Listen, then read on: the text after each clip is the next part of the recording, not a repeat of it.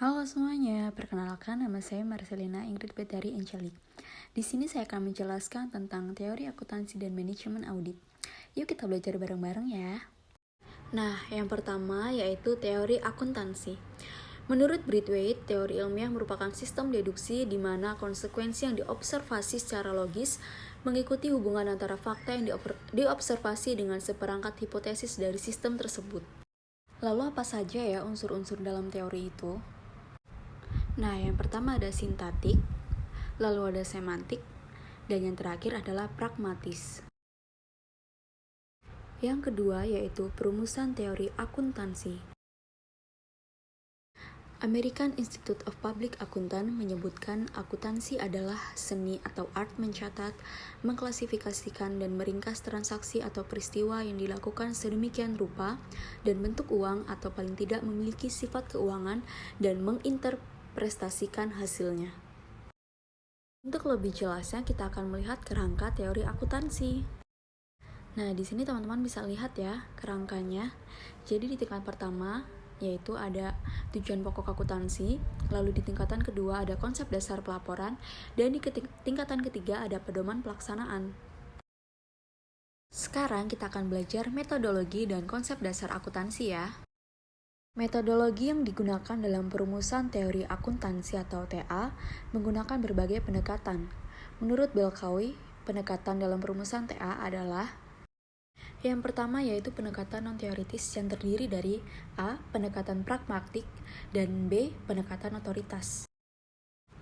Yang kedua ada pendekatan teoritis yang terdiri dari A. Pendekatan deduktif, B. Pendekatan induktif, pendekatan etik, pendekatan sosiologis, pendekatan ekonomi, dan pendekatan elektrik. Lalu yang ketiga ada pendekatan lainnya yang terdiri dari A. Pendekatan peristiwa, B. Pendekatan perilaku, dan C. Pendekatan prediktif dan positif. Nah, yang keempat adalah pendekatan regulatori. Regulasi adalah sejumlah perangkat perundang-undangan yang dirancang dan diberlakukan terutama untuk kepentingan operasi atau kegiatan industri tertentu. Konsep teori akuntansi. Yang pertama ada the proprietary theory, yang kedua ada the entity theory, yang ketiga ada the fund theory, yang keempat ada the commander theory, dan yang kelima ada the investor theory. Standar akuntansi keuangan. Menciptakan metode yang seragam untuk menyajikan informasi, sehingga laporan keuangan dari berbagai perusahaan yang berbeda dapat dibandingkan dengan lebih mudah. Kumpulan konsep, standar, prosedur, metode, konvensi, kebiasaan, dan praktik yang dipilih dan dianggap berterima umum disebut Generally Accepted Accounting Principles. Organisasi profesi akuntansi di Indonesia.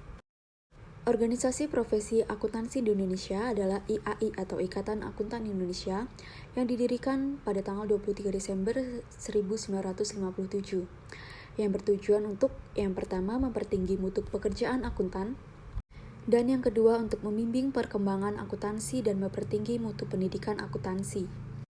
IAI terdiri dari 3 seksi. Yang pertama yaitu IAI Seksi Akuntan Publik, yaitu anggota IAI yang berprofesi sebagai akuntan publik. Yang kedua ada IAI Seksi Akuntan Manajemen, yaitu anggota IAI yang bekerja dalam perusahaan termasuk BUMN, bank pemerintah, dan lain-lain.